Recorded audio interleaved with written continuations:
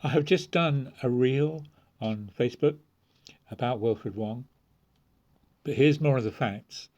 He's been imprisoned for 17 years in the UK for his role in attempting to save a child from a satanic ritual abuse ring.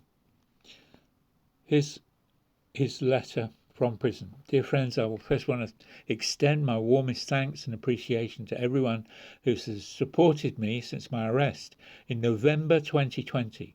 4 years and 2 months have passed since then, and what I have observed and experienced during this time have only confirmed my suspicions regarding extensive satanic infiltration of many influential positions in UK society, an official collusion with cover-ups of satanic ritual abuse. One very good thing that can come out of the gross injustice in my case and that of my co-defendants is the extensive international public exposure of the evil of satanic ritual abuse and the evil of the malpractice by certain UK social services of removing children from protected parents and handing them to parents who will sexually abuse them, throwing these unfortunate, defenseless children to the wolves.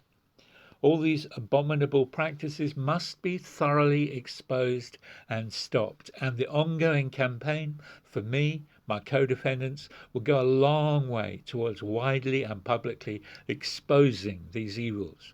So please do try and get all your trusted friends and contacts to also join the campaign and do likewise with their friends and contacts. By doing this, you will not only help me and my co-defendants, but also to protect the children from pure evil. The culture of official inactions and cover-ups in the UK is being increasingly challenged, and rightly so. The latest challenge has been against official inaction and cover-ups regarding Asian grooming groups. I believe that the next big public challenge to official inaction and cover-ups in the UK will be regarding SRA, and if we all push hard for this, we all have an important part to play in helping to bring this about. After 4+ years in prison, my commitment to fighting satanic ritual abuse is now just as strong, if not stronger, than it was before my arrest. There are many challenges in prison. One long-term prisoner summed it up well when he said, "You don't really live in prison, you simply exist." But as a Christian, I know that God wants me to be salt and light in the darkness. And this is what I have tried to do. See Matthew 5:13-16. You are the salt of the earth, but if the salt loses its saltness, how can it be made salty again? It is no longer good for anything except to be thrown out and trampled by men. You are the light of the world. A city on a hill cannot be hidden. Neither do people light a lamp and put it under a bowl. Instead, they put it on a stand, and it gives light to everyone in the house. In the same way, let your light shine before men, that they may see your good works and praise your Father in heaven. In various ways, and only by God's grace and power, I've been privileged to lead at least 24 prisoners to Jesus Christ. I've also tried to provide for the real material needs of many needy prisoners, including giving them extra food to supplement their limited food rations, plus providing other necessities to them, such as shower gel, toilet paper, clothes, socks and shavers. Sometimes all they need is someone to talk to, and I try to be a good listener. It is thrilling to see God manifesting himself directly and miraculously in prisoners' lives. One inmate saw a vision of a bouquet of roses after praying to God. In Song of Songs, chapter 2:1, God revealed himself as a rose of Sharon.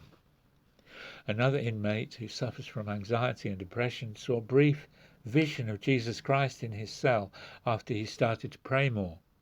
He said he felt such peace when Jesus visited him. Another prisoner had a dream of God as a large, bright, glowing light at the end of a road, otherwise surrounded by darkness. A voice urged him to keep on walking on the road towards God. An inmate who questioned the existence of hell soon afterwards had a dream where he saw hell and the devil in it. This same prisoner received 2 dreams, urging him to pray the Lord's Prayer frequently. As I always say to the other inmates, God is our Father, and He is also very eager to be our best friend. Like all best friends, God wants us to spend a lot of time with Him.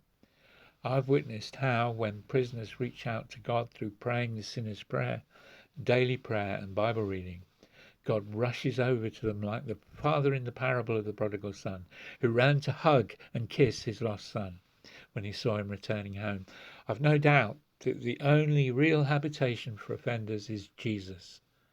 Sincerely, Wilfred. His address, should you wish to write, his ID is A0599EP, His Majesty's Prison, Stocken, 2 Stocken Hall Road.